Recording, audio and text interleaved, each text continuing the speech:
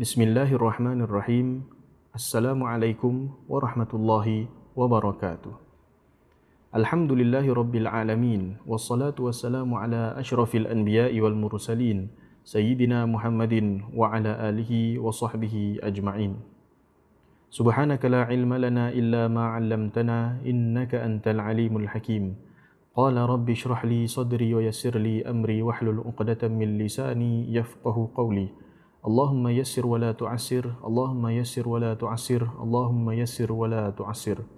Alhamdulillah, syukur kita kepada Allah Subhanahu wa taala kerana limpah kurnianya Allah memberikan kepada kita nikmat-nikmat yang tidak terhingga. Dapat pada malam ini peluang dan keizinan kita mengikuti kuliah ataupun tazkirah yang dianjurkan oleh Masjid Al-Muttaqin. Terima kasih saya ucapkan kepada pihak Masjid Al-Muttaqin kerana sudi mengundang saya bagi mengongsikan tazkirah pada malam ini, iaitu yang bertajuk Al-Quran Penenang Jiwa Lailatul Qadar Idaman Pencinta. Kalau kita lihat daripada tajuk tersebut, perkara yang akan dikongsikan pada malam ini ada kait-mengait ataupun sangkut ada kena-mengena dengan penurunan Al-Quran dan juga malam Lailatul Qadar. Kita lihat saudara, tuan-tuan dan puan-puan yang dirahmati Allah Subhanahu wa taala, sekarang ini kita berada di dalam 17 Ramadan. Kalau kita lihat kebiasaannya di Singapura, kita akan menghidupkan malam 17 Ramadan ini dengan memberi satu peringatan berkenaan tentang satu peristiwa yang agung yang berlaku di zaman Nabi SAW, iaitu berkenaan tentang penurunan Al-Quran. Seperti mana yang kita tahu, ayat pertama yang diturunkan oleh Allah Subhanahu wa taala kepada baginda Nabi SAW adalah di surah Al-Alaq daripada ayat pertama sehingga ayat yang kelima. Suka untuk saya kongsikan kepada tuan-tuan dan puan-puan yang dirahmati Allah Subhanahu wa taala, di dalam bulan Ramadan ini terjadinya ataupun adanya peristiwa penurunan Al-Quran ini membuatkan Ramadan ini dijadikan sebagai bulan yang mulia berbanding dengan bulan-bulan yang lain. Kita lihat saudara, bukan hanya perlu kita tahu bila Quran diturunkan, tetapi kita perlu tahu matlamat kenapa Quran itu diturunkan. Antara matlamat kenapa Quran itu diturunkan adalah untuk kita mentadabburi ayat-ayat Al-Quran tersebut, kita menghayati maknanya, kita cuba sedaya upaya kita untuk memperbaiki hubungan kita dengan Al-Quran Al-Karim. Kita lihat di dalam hadis Nabi SAW, yang mana hadisnya agak umum, yang mana kita dengar Nabi mengatakan ad-dinun nasihah, agama itu adalah nasihat. Kemudian sahabat menanya kepada Nabi SAW, liman? Maka Nabi pun menjawab, lillahi wa likitabihi wa lirasulihi wa li'immatil muslimina wa ammatihim. Nasihat itu adalah untuk Allah, untuk kitabnya, untuk rasulnya, untuk sekalian pemimpin-pemimpin muslimin dan untuk orang awam. Saya tidak akan fokuskan kepada perkara yang banyak dalam hadis ini, maka nak dikongsikan di sini kenapa Nabi mengatakan nasihat itu adalah untuk kitabnya. Apabila kita melihat untuk memahami apakah yang dimaksudkan dengan nasihat ini adalah iradatul khair lil mansus lahu, iaitu kita nakkan kebaikan terhadap orang ataupun perkara yang diberi nasihat tersebut. Jadi kalau kita kata nasihat untuk Al-Quran, maknanya kita nak terbaik daripada Al-Quran. Antara cara macam mana kita nak terbaik daripada Al-Quran, kita membacanya. Okay? Kita membaca Al-Quran tersebut dengan sedaya mampu kita. membaca Al-Quran dengan cara tartil, dengan cara yang terbaik, kerana itu adalah antara daripada sunnah baginda Nabi sallallahu alaihi wasallam. Kemudian kita mentadabburi makna dan juga ayat-ayat di dalam Al-Quran. Allah Subhanahu wa taala berfirman, afala yatadabbaruna al-Quran am ala qulubin aqfaluha, yang membawa maksud maka adakah mereka sengaja tidak berusaha memahami serta memikirkan isi Al-Quran, atau telah ada di atas hati mereka kunci penutup yang menghalang mereka daripada menerima ajaran Al-Quran.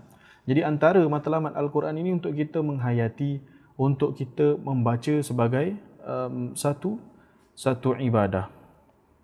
Jadi tuan-tuan dan puan-puan yang dirahmati Allah Subhanahu wa taala, apabila kita dapat menyaksikan ataupun kita diberi peluang untuk hidup lagi di dalam bulan Ramadan, lebih-lebih lagi dalam 17 Ramadan ini, kita seharusnya merenungi peristiwa nuzul Al-Quran, kerana ia menjadi saksi keimanan kita terhadap Al-Quran, bahawa Al-Quran itu adalah kalam Allah Subhanahu wa taala. Al-Quran diturunkan menjadi petunjuk kepada sekalian manusia.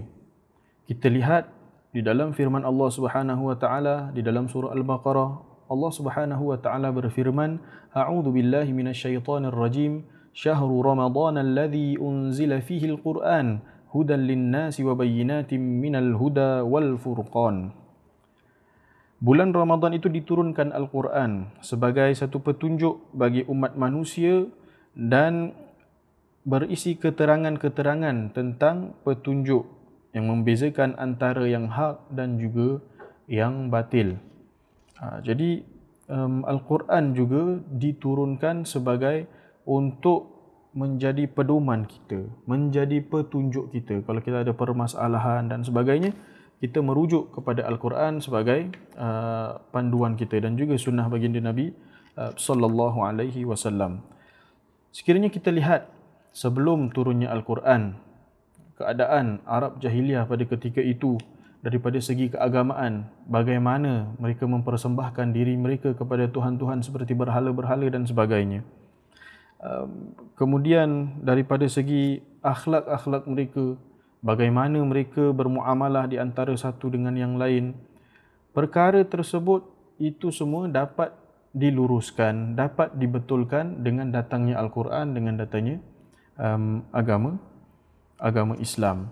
Jadi kita perlu merenungkan peristiwa agung ini, yakni penurunan Al-Quran, agar ia menjadi satu pelajaran bagi diri kita dan kita mengambil berat tentang apa yang telah diturunkan ini, yakni Al-Quran. Cuba kita bayangkan bagaimana baginda Rasul sallallahu alaihi wasallam apabila dia menerima Al-Quran. Seperti mana yang kita tahu, Al-Quran itu yang ayat pertamanya diturunkan daripada surah Al-Alaq, yakni Iqra. Kisah ataupun peristiwa yang berlaku pada ketika itu adalah Nabi SAW melihat ataupun dapat dalam mimpinya, yakni alamat-alamat yang baik. Ada yang dikatakan seperti cahaya fajar, seperti contoh hadis Bukhari yang mana Aisyah radhiyallahu taala meriwayatkan Nabi bermimpi beliau akan melihat cahaya seperti terangnya pagi hari. Kemudian setelah itu datang dalam jiwa ataupun hati Nabi SAW untuk suka nak menyendiri. Dia pergi kepada Gua Hira yang ada di Jabal Nur untuk bertafakkur, untuk berfikir bagaimana nak menyelesaikan masalah-masalah umat dan sebagainya. Maka dia pun pergi ke Gua Hira dengan berbekalkan makanan yang disiapkan oleh isterinya. Kemudian setelah habis bekalan, dia turun lagi bertemu dengan Sayyidatina Khadijah bagi mengambil bekalan tersebut, sehingga kan pada satu hari apabila satu kebenaran tiba, yakni malaikat muncul mendatangi baginda Nabi sallallahu alaihi wasallam, lalu berkata kepadanya, bacalah, Iqra. Kemudian Nabi sallallahu alaihi wasallam mengatakan, wa ma ana biqari. Kemudian malaikat pun memeluk baginda Nabi sallallahu alaihi wasallam. Kemudian Nabi pun rasa susah apabila telah dipeluk itu. Kita cuba bayangkan, ini adalah antara wahyu yang pertama diturunkan. Bila Nabi nak terima wahyu ni, keadaannya macam mana? Kemudian malaikat melepaskan daripada pelukan tersebut. Malaikat menanyakan lagi, Iqra. Kemudian Nabi mengatakan, wa ma ana biqari. Kemudian perkara ini berulang sebanyak 3 kali. Malaikat peluk Nabi sallallahu alaihi wasallam, kemudian Nabi rasa susah, kemudian dilepaskan. Sehinggalah masih juga setelah 3 kali itu Nabi cakap, wa ma ana biqari, aku tidak pandai membaca. Kemudian malaikat mengatakan kepada baginda Nabi sallallahu alaihi wasallam setelah dilepaskan daripada pelukan tersebut, bacalah dengan nama Tuhanmu yang menciptakan, sehingga ayat yang kelima, yang mana maksudnya dia mengajarkan manusia apa yang tidak diketahuinya. Kemudian setelah itu Rasulullah sallallahu alaihi wasallam pergi berjumpa kepada isterinya, lalu diminta untuk menyelimutkan kerana beliau berasa gemetar. Kemudian Sayyidatina Khadijah, seorang isteri yang salihah, menenangkan baginda Nabi sallallahu alaihi wasallam dengan kata-kata yang baik, kata-kata yang positif yang mana boleh menenangkan baginda Nabi sallallahu alaihi wasallam. Jadi tuan-tuan dan puan-puan yang dirahmati Allah Subhanahu wa taala, begitulah sedikit sebanyak bagaimana Quran itu diturunkan kepada baginda Nabi sallallahu alaihi wasallam, ayat pertama tersebut tadi. Kita lihat penurunan ayat Al-Quran ini kepada baginda Nabi sallallahu alaihi wasallam sepanjang 23 tahun. Diturunkan secara beransur-ansur. Ini kerana untuk bagi menyenangkan, menguatkan hati baginda dalam nak menerima wahyu, menguatkan baginda Nabi sallallahu alaihi wasallam untuk nak menyampaikan kepada sahabat, menyenangkan para sahabat untuk menghafal setiap kali wahyu diturunkan dan sebagainya. Jadi tuan-tuan yang dirahmati Allah Subhanahu wa taala, Quran yang ada pada kita sekarang ini itu seperti itulah yang mana diturunkan kepada baginda Nabi sallallahu alaihi wasallam. Kita ni yang ada sekarang ni, Quran dekat tangan kita, kita tinggal baca je, kita tinggal faham saja. Kita tak payah tunggu seperti zaman Nabi sallallahu alaihi wasallam, tunggu wahyu turun, tunggu sini dan sebagainya. Kita hanya membaca Al-Quran dan juga memahami serta mengamalkan dengan ajaran-ajaran Al-Quran. Kemudian kita lihat antara kelebihan-kelebihan yang ada di dalam Al-Quran itu apa? Quran itu sebagai nur, yakni cahaya. Cahaya yang menerangi kegelapan. Kalau kita lihat orang-orang zaman jahiliah yang mana keadaan mereka sangat teruk, apabila Quran datang, Quran menyinari kehidupan mereka dengan cahaya keimanan. Seperti contoh dalam ayat Al-Quran, Allah mengatakan, fa'aminu billahi wa rasulihi wan nuril ladzi anzalna. Maka berimanlah kamu dengan Allah dan Rasulnya serta kitab, yakni cahaya. Wan nur ni maksudnya Al-Quran lah yang telah kami turunkan. Okay, jadi diminta kepada orang-orang pada zaman itu untuk beriman dengan Al-Quran. Jadi Al-Quran ini antara salah satu sifatnya sebagai nur, cahaya, menerangi kegelapan, kesesatan. Dia mengeluarkan orang-orang daripada kejahilan kepada orang-orang yang ada berpengetahuan. Kemudian dia sebagai hudan, yakni petunjuk. Dzalikal kitabu la raiba fihi hudal lil muttaqin. Itulah ataupun inilah kitab Al-Quran yang mana tidak ada keraguan padanya, sebagai petunjuk bagi orang-orang yang bertakwa. Jadi kalau kita ni sebagai seorang muslim, sebagai seorang bertakwa, berpandukan Al-Quran sebagai jalan hidup kita. Kita lihat baginda Nabi sallallahu alaihi wasallam seperti mana Aisyah radhiyallahu anha menyifatkan kana khuluquhu Quran. Akhlaknya Nabi sallallahu alaihi wasallam itu Al-Quran. Ini baginda mengamalkan segala apa yang ada di dalam Al-Quran di dalam kehidupannya. Kemudian Al-Quran juga ialah sebagai rahmah. Kalau kita lihat di dalam tafsir Al-Imam Al-Qurtubi apabila menyebutkan tentang sifat Al-Quran ini, maka dia katakan rahmah. Quran itu adalah rahmah, yakni bermaksud tafrijul kurub, yakni membebaskan seseorang itu daripada ada rasa susah dalam hati, ada rasa kesedihan dalam hati. Wa tathhirul uyub, menyucikan seseorang itu daripada segala keaiban.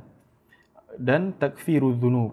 Al-Quran yang dimaksudkan dengan Al-Quran itu rahmah, ada 3 benda ini tadi, yakni bebas daripada kesedihan, kesusahan, membebaskan kita daripada kesedihan, kesusahan. Kemudian yang kedua, menyucikan segala keaiban-keaiban kita. Kemudian yang ketiga, takfirudz dzunub, yakni menutupi dosa-dosa kita. Jadi kita dengan membaca Al-Quran, benda-benda ini semua akan terhasil. Kemudian seterusnya syifa. Okey, Quran ini sebagai syifa, yakni penyembuh. Dengan membaca Al-Quran, dia boleh menyembuhkan sama ada penyakit dalaman batin kita ataupun secara zahir. Kadang-kadang orang pergi merawat ruqyah dan sebagainya itu menggunakan ayat Al-Quran. Allah Subhanahu wa taala mengatakan, A'udzubillahi minasyaitonirrajim, ya ayyuhan nasu qad ja'atkum mau'izatun min rabbikum wa shifaa'un lima fis suduri wa hudan wa rahmah lil mu'minin. Wahai manusia, sesungguhnya telah datang kepada kamu pengajaran daripada Allah dan penyembuh bagi penyakit-penyakit yang berada dalam dada dan menjadi petunjuk serta rahmat bagi orang-orang yang beriman. Jadi sangat banyak kelebihan kalau kita lihat dalam Al-Quran ini. Jadi saudara, tuan-tuan, puan-puan yang rahmati Allah Subhanahu wa taala, jika kita renungkan sekiranya di dalam bulan Ramadan ini kita berkesempatan bertemu dengan bulan Ramadan ini, kita cuba memperbaiki hubungan kita dengan Al-Quran dengan memperbanyakkan baca Al-Quran, kita cuba memahamkan ayat-ayat Al-Quran, insya-Allah. Kemudian seperti dalam topik, kita lihat masjid memberitahu kepada kita Al-Quran itu sebagai penenang jiwa. Kalau kita baca Quran ini, yakni sebagai zikir, maka apabila kita baca Al-Quran, insya-Allah hati kita akan menjadi tenang. Allah mengatakan, ala bi dzikrillahi tatma'innul qulub. Tidakkah dengan berzikir itu hati kamu akan tenang. Jadi berbanyakkan membaca Al-Quran. Kemudian tuan-tuan dan puan-puan yang dirahmati Allah Subhanahu wa taala, perkongsian seterusnya berkenaan tentang malam Lailatul Qadar. Malam Lailatul Qadar ini sangat ada kaitan ataupun berkait rapat dengan penurunan Al-Quran. Allah Subhanahu wa taala berfirman, "Inna anzalnahu fi lailatul qadr." Sesungguhnya kami menurunkan Al-Quran ini pada malam Qadar. Okey. Kita dapat lihat bulan Ramadan ini bukan hanya Allah Subhanahu wa taala menurunkan Al-Quran, tetapi kitab-kitab samawi yang lain juga diturunkan di dalam bulan Ramadan, seperti contoh Suhuf Ibrahim, Taurat, kitab Injil, okey, diturunkan di dalam bulan Ramadan. Itu bersesuaian dengan hadis yang diriwayatkan oleh Al-Imam Ahmad, yang mana Suhuf Ibrahim diturunkan pada permulaan Ramadan, kitab Taurat pada hari ke-6 Ramadan, dan Injil pada hari ke-13 Ramadan, dan Al-Quran pada 24 Ramadan. Maksud Quran diturunkan pada Lailatul Qadar itu, kita kena ambil perhatian, dia bukan sama seperti wahyu pertama diturunkan. Maksud nuzul Quran di sini, inna anzalnahu fi lailatul qadar, ini adalah Quran yang mana berada di Lauh Mahfuz, diturunkan ke langit dunia, iaitu apa, Baitul Izzah, okey, secara serentak. Pada ketika itulah saat itulah di mana Quran itu diturunkan pada Lailatul Qadar. Jadi Quran ini, kalau kita lihat ulama memisahkan cara penurunannya kepada 3 fasa. Yang ini pertama, Allah Subhanahu Wa Taala menyimpan Al-Quran itu di Lauh Mahfuz. Okey, seperti contoh di dalam surah Al-Buruj, bal huwa Quranun Majid fi Lauhim Mahfuz. Kemudian Al-Quran itu diturunkan secara daripada Lauh Mahfuz ke Baitul Izzah, yakni bumi, langit bumi, dengan secara sekaligus ataupun serentak. Maksudnya daripada awal surah sampai akhir surah diturunkan pada malam Lailatul Qadar tersebut. Sesuai dengan hadis yang diriwayatkan oleh Ibn Abbas radhiyallahu anhuma, beliau mengatakan, unzilal Quran fi Lailatul Qadar fi syahri Ramadan ila sama'id dunya jumlatan wahidatan. Jadi Quran diturunkan pada malam Lailatul Qadar pada bulan Ramadan daripada langit dunia kepada langit dunia dengan secara sekaligus. Kemudian fasa seterusnya adalah daripada Baitul Izzah turunnya Al-Quran, yang mana malaikat Jibril membawa Al-Quran itu kepada baginda Nabi sallallahu alaihi wasallam secara beransur-ansur. Barulah dalam fasa yang ketiga ini terjadinya ayat pertama diturunkan dan sebagainya. Jadi tuan-tuan dan puan-puan yang dirahmati Allah Subhanahu Wa Taala, bulan Ramadan ini dimuliakan atas dasar ataupun sebab adanya penurunan Al-Quran dan juga Lailatul Qadar. Terdapat di dalam riwayat akan kelebihan Lailatul Qadar ini. Kerana apa? Umat-umat yang sebelum, nabi-nabi sebelum Nabi Muhammad sallallahu alaihi wasallam, mereka tidak dikurniakan keistimewaan ataupun fadilat kebesaran Lailatul Qadar ini. Dalam hadis yang marfu', inna Allah wahaba li ummati Lailatul Qadri wa lam yu'tiha man kana qablahum. Sesungguhnya Allah menganugerahkan bagi umatku Lailatul Qadar dan tidak diberikan anugerah tersebut kepada sesiapa pun sebelum mereka. Jadi kita ni beruntung, Allah kasih kita Lailatul Qadar untuk kita beramal dengannya. Antara kelebihannya adalah apa? Apabila kita beramal pada malam tersebut, ianya lebih baik daripada kita beramal 1000 bulan. Maksudnya pahala yang akan digandakan sebanyak 1000 bulan, walaupun amalan itu yang kita kerjakan hanya satu pada malam tersebut. Ini kerana dikatakan untuk menyaingi amalan-amalan umat yang terdahulu, yang mana umur-umur mereka boleh menjangkau sampai beratusan tahun, sampai beribuan tahun. Kita ini umat Nabi Muhammad sallallahu alaihi wasallam umurnya sampai 60 lebih, 70 lebih. Itu pun kalau dah 60 lebih, 70 lebih dah sakit, dah tak boleh buat ibadah betul-betul. Jadi dikurniakan malam Lailatul Qadar ini agar kita punya kita punya amalan ataupun ganjaran ni boleh menyaingi amalan umat-umat yang terdahulu, yang mana diberikan peluang hidup dengan umur yang panjang. Jadi antara kelebihan malam Lailatul Qadar itu adalah apa? Lebih baik daripada 1000 bulan. Firman Allah Subhanahu Wa Taala, a'udzubillahi minasyaitonirrajim, Lailatul Qadri khairum min alfi syahr, di dalam surah Al-Qadar.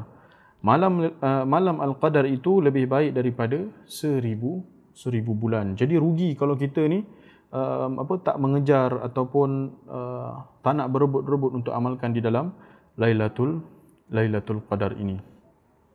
Okey. Kemudian antara kelebihan yang kedua adalah malaikat seperti contoh malaikat Jibril turun ke langit bumi daripada Sidratul Muntaha untuk mengaminkan doa orang-orang yang memohon pada malam tersebut sehingga masuk waktu fajar. Kalau malaikat dah aminkan doa-doa kita, mana mungkin doa itu tertolak ataupun tidak dikabulkan oleh Allah Subhanahu wa taala. Sebab itu Nabi sallallahu alaihi wasallam sangat-sangat menggalakkan ataupun menghidupkan lebih-lebih lagi malam-malam terakhir bulan Ramadan dengan amal ibadah. Kemudian kita lihat bagaimana kita ni nak beramal dalam 10 malam terakhir.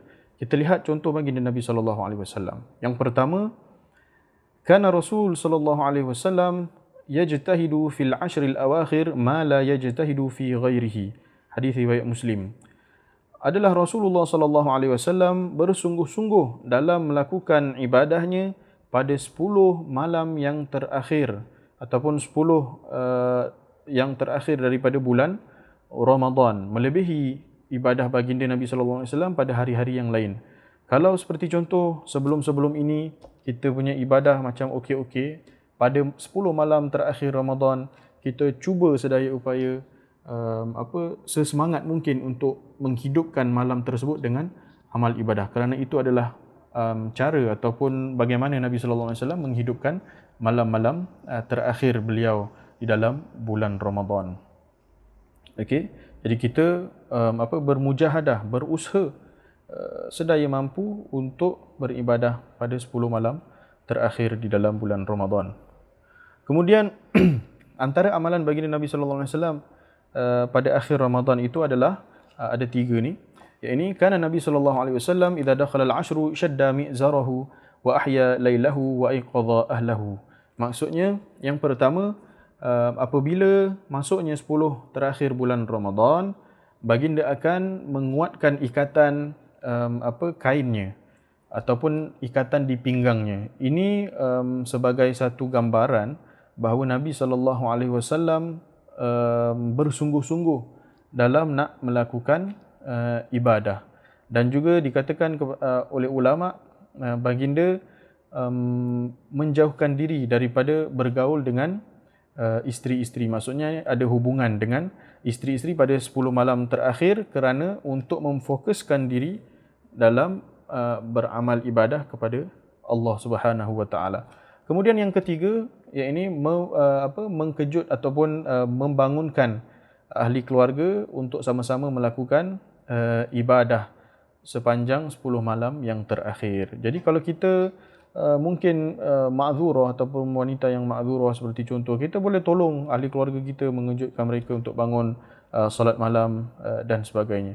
Kerana dengan melakukan perkara-perkara tersebut, kita juga telah mendapat fadilat ataupun pahala orang-orang yang melakukan qiyam dengan sebab kejutnya kita. Nabi sallallahu alaihi wasallam mengatakan, man dalla ala khair falahu mithlu ajri fa'ilihi. Barang siapa yang menunjukkan jalan kebaikan, maka baginya sama pahala seperti orang yang mengerjakan amalan tersebut. Jadi kita kejut ahli keluarga kita pada 10 malam terakhir itu. Jangan kita sibukkan diri untuk nak kemas rumah, persiapkan untuk hari raya dan sebagainya, kita cuba jauhkan. Tetapi kita fokus, kita mengambil peluang COVID ini sementara bazar tak ada dan sebagainya, untuk beribadah kepada Allah Subhanahu Wa Taala. Hidupkan 10 malam terakhir itu dengan ibadah kepada Allah Subhanahu Wa Taala. Di sini ada satu tips yang mana sekiranya kita tidak dapat bangun malam, kita susah nak bangun malam, kita jangan tinggalkan 2 amalan ini. Iaitu apa? Solat subuh berjemaah, solat isyak berjemaah. Kerana terdapat di dalam hadis Nabi sallallahu alaihi wasallam yang maknanya barang siapa yang dapat melakukan mendirikan solat isyak secara berjamaah, sesungguhnya dia telah menghidupkan setengah malam. Maksudnya seolah-olah dia dah mendirikan malam sebanyak setengah malam. Sekiranya dia melakukan solat subuh secara berjamaah, seolah-olah dia telah menghidupkan satu malam yang penuh.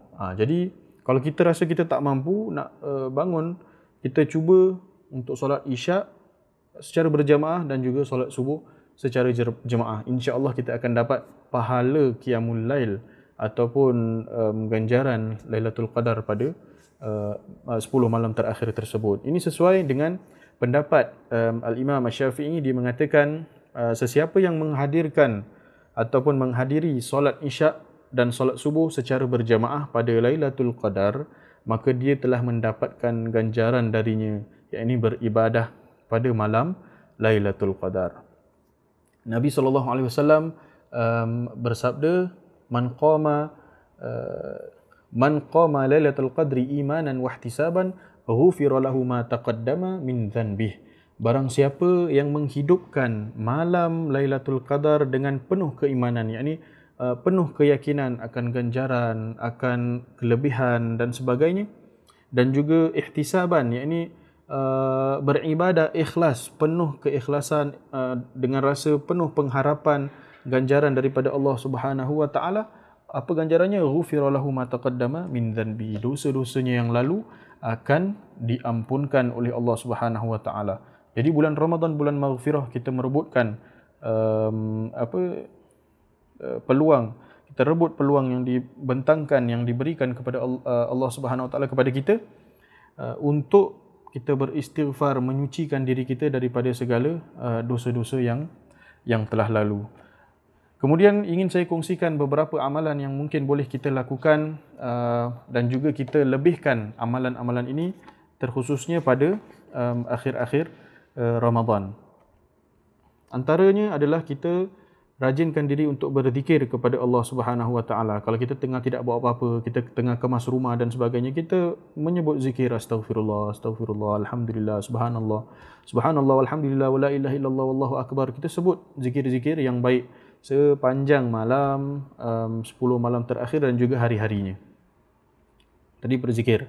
Kemudian yang kedua, kita membaca Al-Quran. Okey.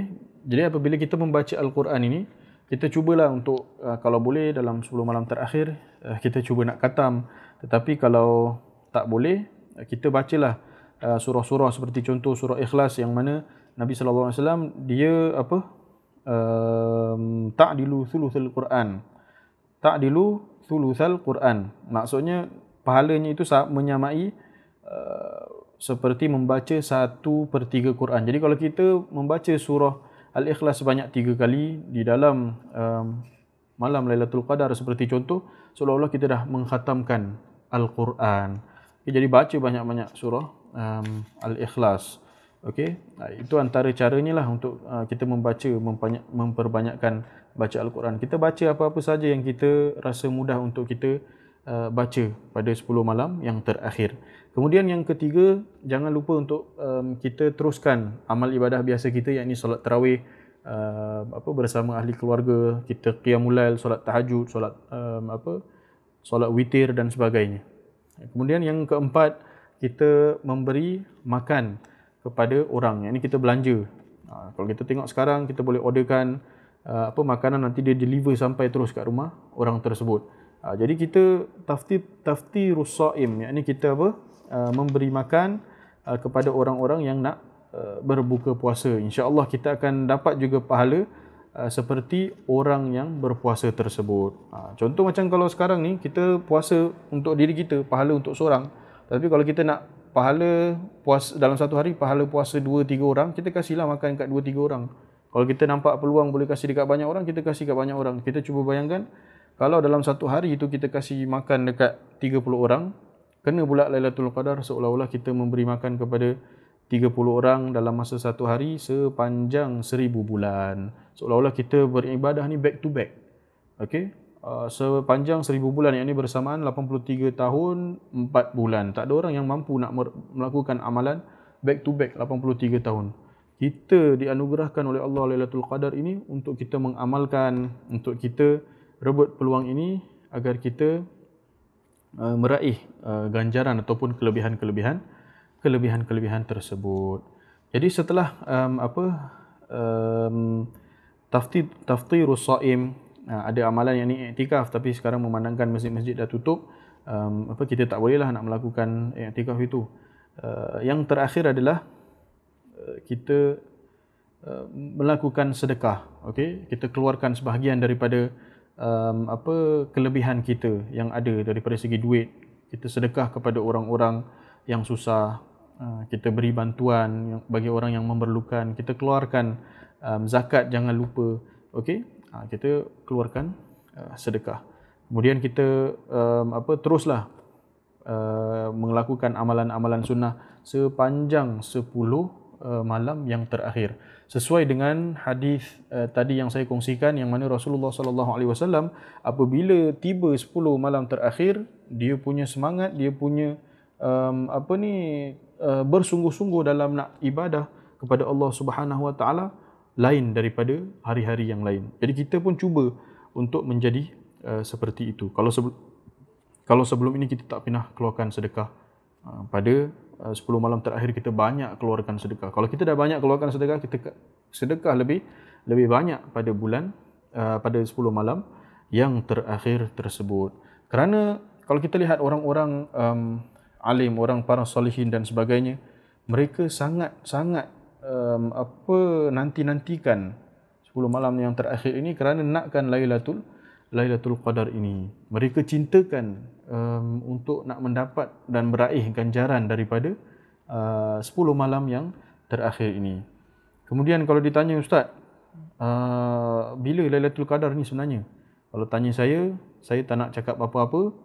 Kita buat saja semua. Throughout 10 days kita cuba untuk qiyam, kita cuba untuk istiqamah dalam amalan-amalan kita, bahkan kita lebih banyakkan ibadah kita pada 10 malam terakhir, kerana ini adalah antara rahsia-rahsia yang mana Allah Subhanahu Wa Taala rahsiakan kepada kita. Antara hikmahnya adalah untuk kita terus mencari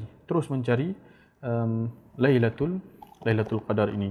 Baginda Nabi SAW pun menyuruh kita untuk berusaha pada malam Lailatul Qadar ini. Antara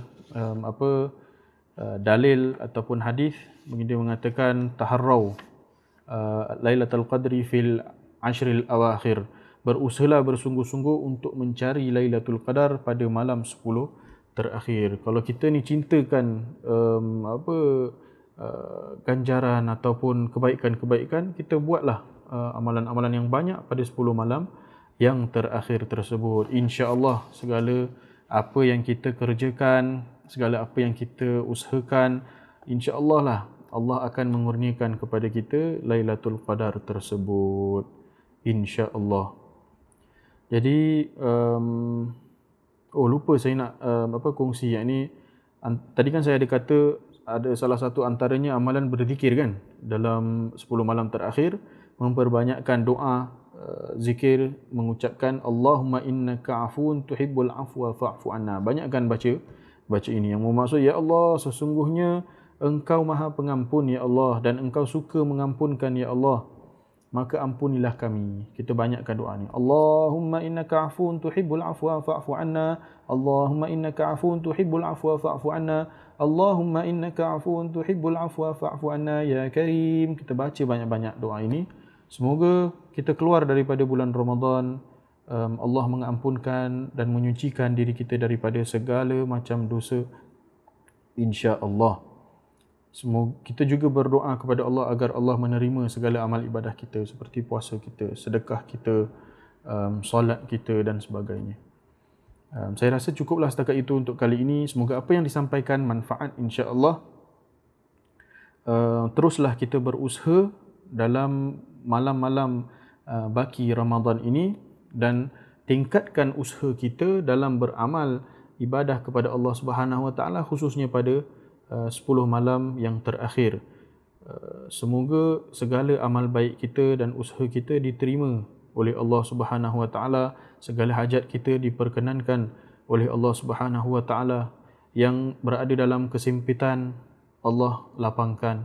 Yang ada hutang, Allah menyenangkan urusan mereka. Yang dalam keadaan sakit, Allah sembuhkan, dan sebagainya, insya-Allah. Aqulu qawli hadha wa astaghfirullahal azim li wa lakum.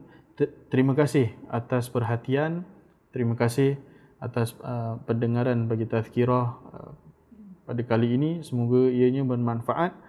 Assalamualaikum warahmatullahi wabarakatuh.